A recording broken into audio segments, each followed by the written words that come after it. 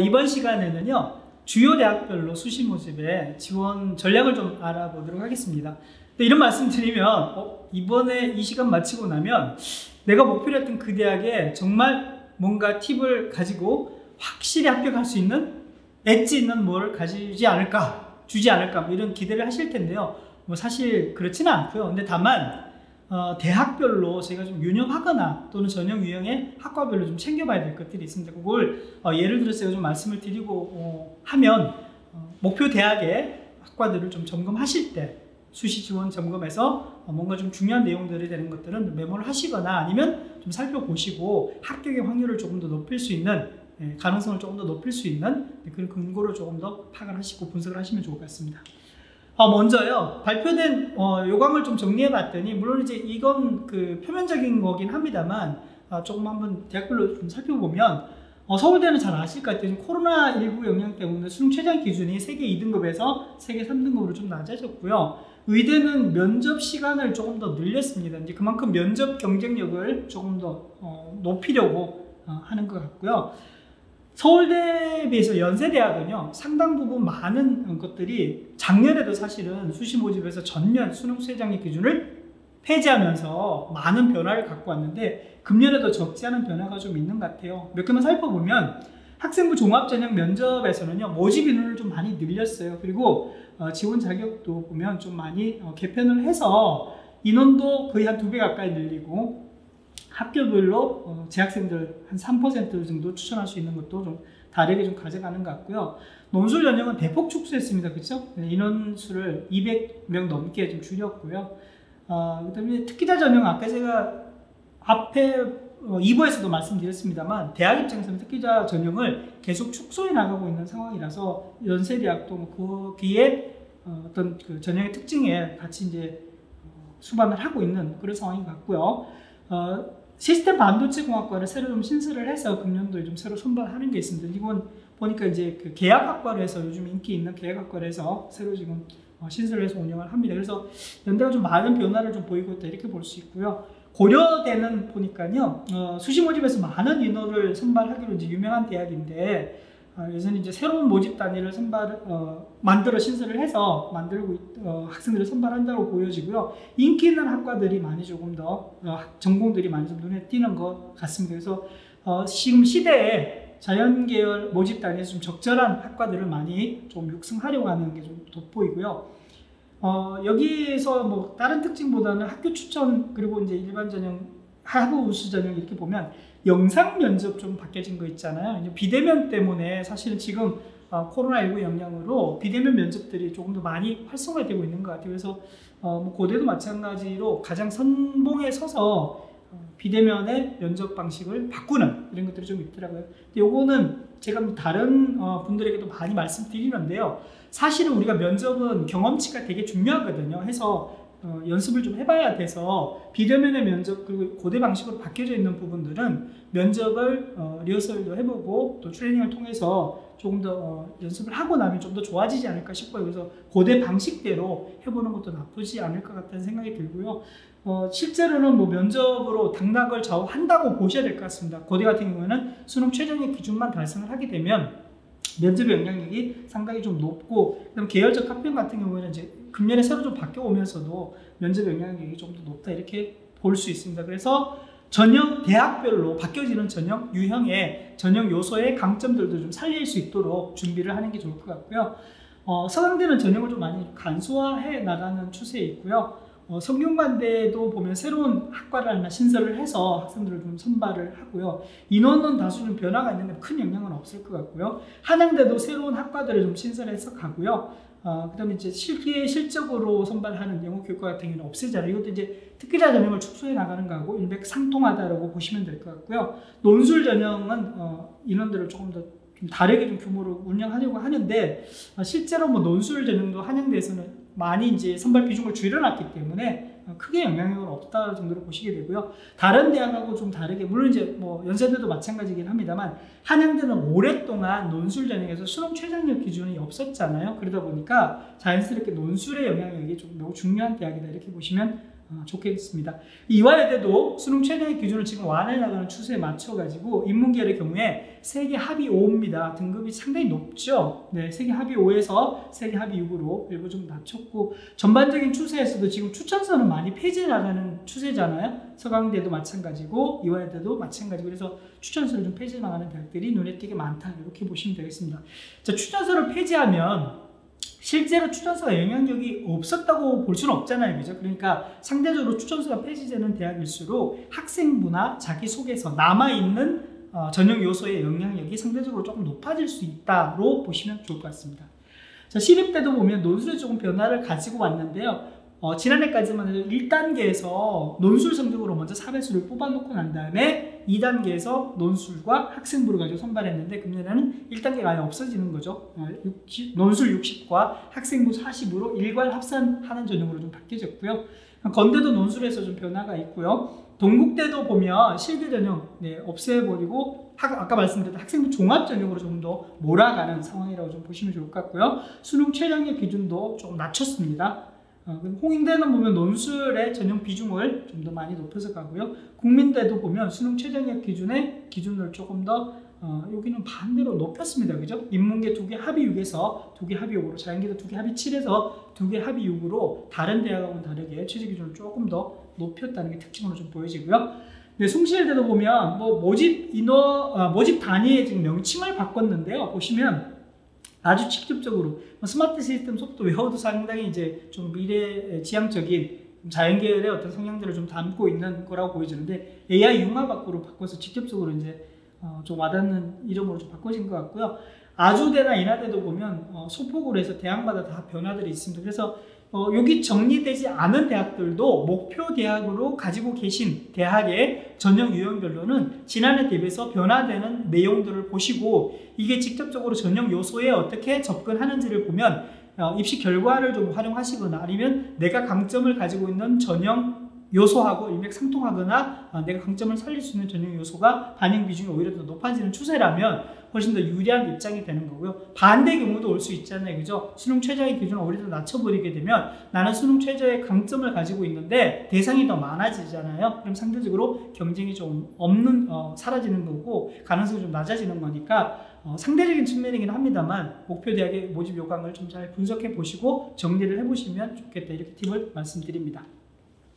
자, 이제 본격적으로 또 정리를 좀 한번 해보면요. 학생부 교과 전형에서 우리가 가져야 될 팁이 뭐냐. 아까는 이제 대학별로 좀 정리를 해봤는데, 교과 전형에서 보면 여기 보시는 것처럼 지금 현재 학생부 교과 전형에서 이 대학을 보면 중대의 지난해 입시 결과, 2019학년도 입시 결과인데요.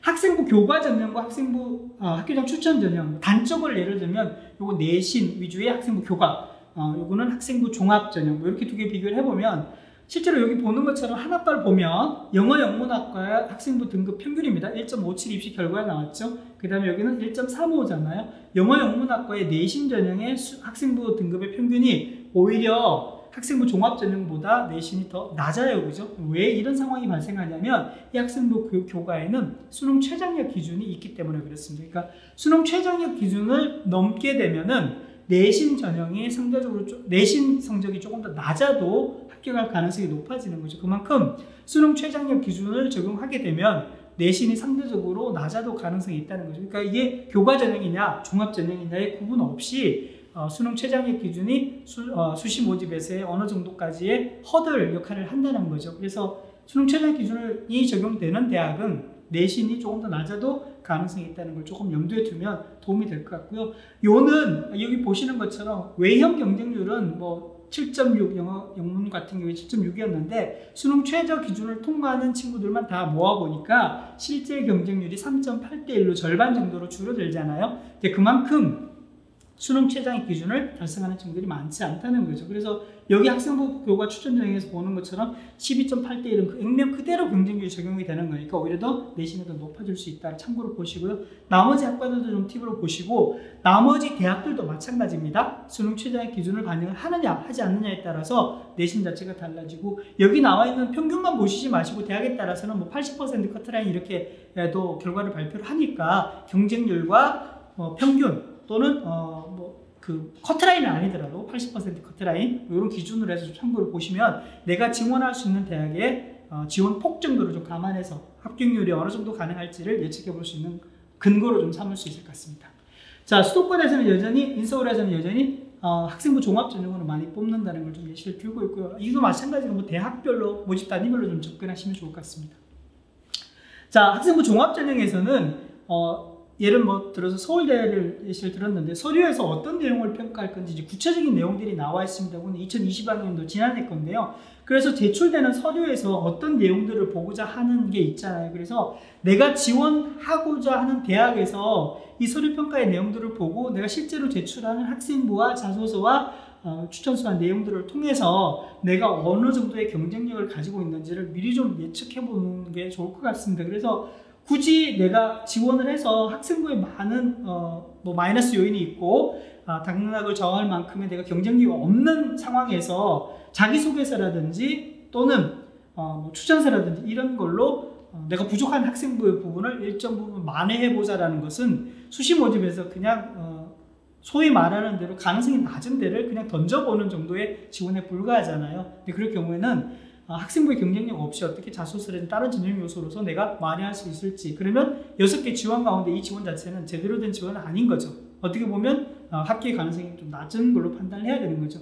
비단 이 대학뿐만 아니라 다른 대학들도 보면 학생부 종합전형에서 서류를 어느 정도 어떻게 적용을 해서 선발할 때 내용으로 쓸 건지에 대해서 구체적인 내용들을 다 명시를 해놨기 때문에 목표 대학에 또 목표 학과에 지원하면서 학생부 종합전형의 경우에는 서류 평가의 세부 사항들도 좀 점검을 해보자 라고 말씀드릴 수 있습니다.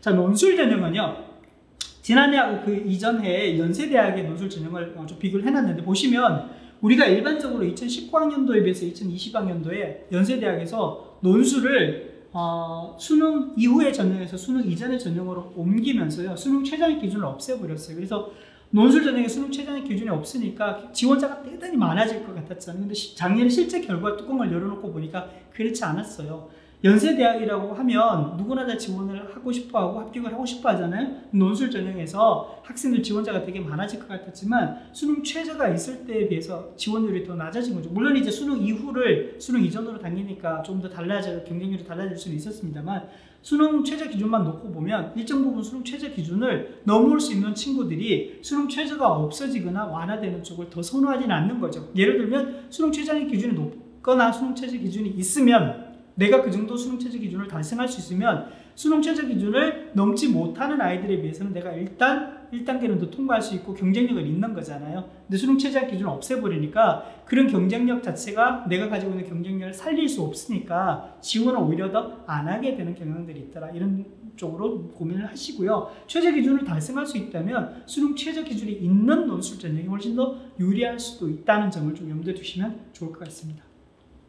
자, 적성 전형은요, 금년도의 마지막이라고 했잖아요. 그래서 보시면 대학별로 적성 전형의 경쟁률이 지난해도 보니까, 지난해는 이제 금년 이전이니까 한 해 더 전인데요, 경쟁률이 전부가 좀 더 낮아요. 그래서 2019보다 2020이 좀 낮은데 금년에도 예측하기로는 경쟁률이 지난해 2020학년도보다 더 떨어질 것 같아요. 경쟁률이 떨어지면 자연스럽게 커트라인도 좀 낮아질 수 있습니다. 그래서 적성평가의 점수가 적성고사의 성적이 조금 낮거나 또는 내신이 조금 더 낮아도 붙을 수 있는 가능성이 높아지는 거죠. 물론 홍익대 세종처럼 아예 지금 이제 내년이 아니라 금년도에 당장 적성고사를 없애버리고 전형을 없애버리면 전체 인원을 좀 줄어드니까 경쟁률이 상대적으로 높아지지 않나요? 라고 보실 수도 있습니다만 기본적으로는 적성고사는 금년도에서부터 좀 많이 힘이 빠지는 전형이라고 보시면 경쟁률이 더 낮아지고 커트라인도 더 낮아질 수 있다는 점을 염두에 두시고 수능을 좀 가지고 좀 재보시고 또는 실제 대학에서 적성고사에 대한 모의평가 문제라든지 아니면 실제 적성고사 문제를 풀어보시고 가능성이 있으면 6개 지원 가운데서 적성고사를 좀 더 지원하면 합격의 확률 정도는 하나 정도는 더 높아지지 않을까 이렇게 기대를 해봅니다. 자, 그 다음에 수시에서 우리가 대학별로 좀 지원을 해야 될, 좀 염두에 두셔야 될 게 아까 말씀드렸던 대로요, 중요한 것은 우리가 학생부냐 수능 모의고사냐를 놓고 판단을 하는 건데 학생부만 가지고 판단을 할 수도 있고요, 또는 수능 모의고사 가지고 판단을 할 수 있는데 뭐 어떤 것들은 상관이 없어요. 예를 들어서 보면 내가 모의고사를 아예 수능과 관련되는 부분들을 염두에 두지 않는다면 첫 번째 해당되겠죠. 물론 두 개를 비교해서 학생부가 더 높아도 첫 번째 해당되는 거고요. 그러면 수시 모집에 붙어야 되겠죠. 적정하거나 제대로 지원을 해서 수시 모집에 합격하는 걸 염두에 두고 지원하는 게 바람직하죠.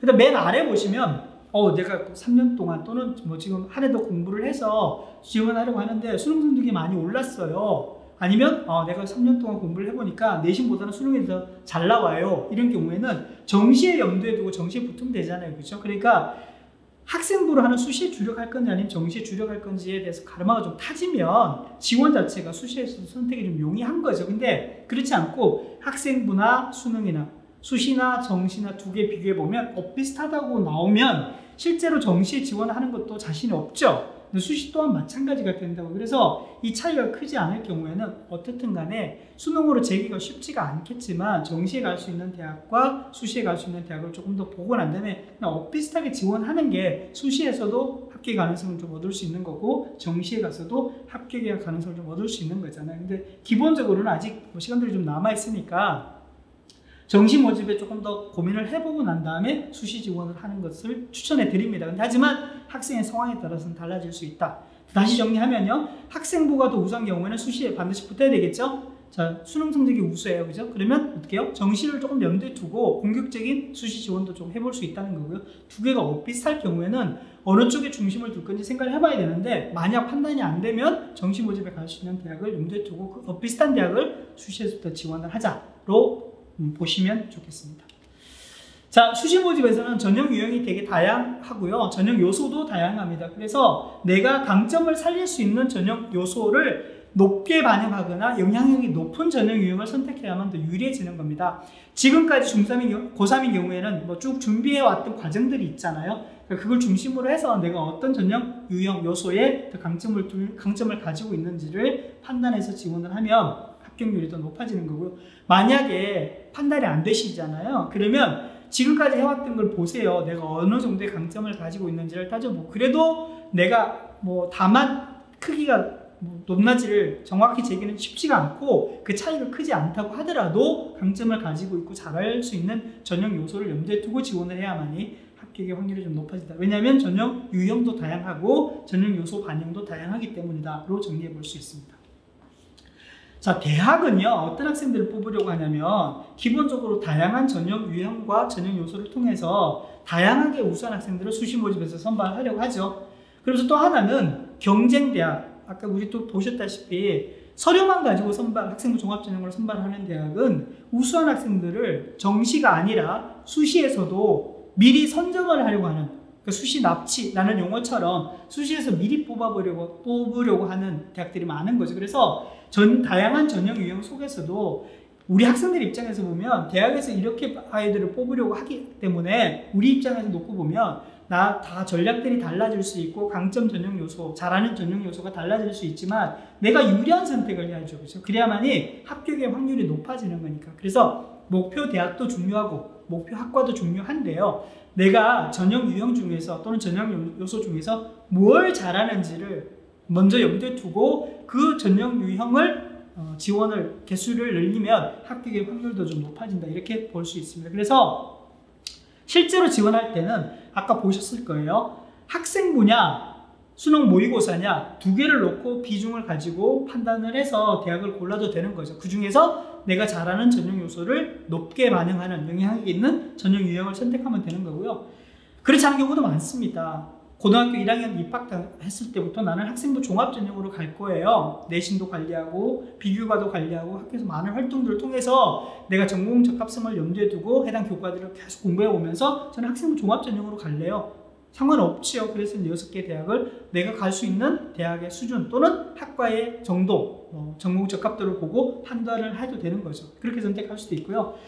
판단이 쉽지 않을 경우에는 아까 말씀드린 한 축으로 놓고 본다면 9월 모의고사에서 나오는 수능 성적 비교해보고 정시로 갈 수 있는 대학, 그 비슷한 대학을 수시부터 골라서 지원을 할 수 있죠.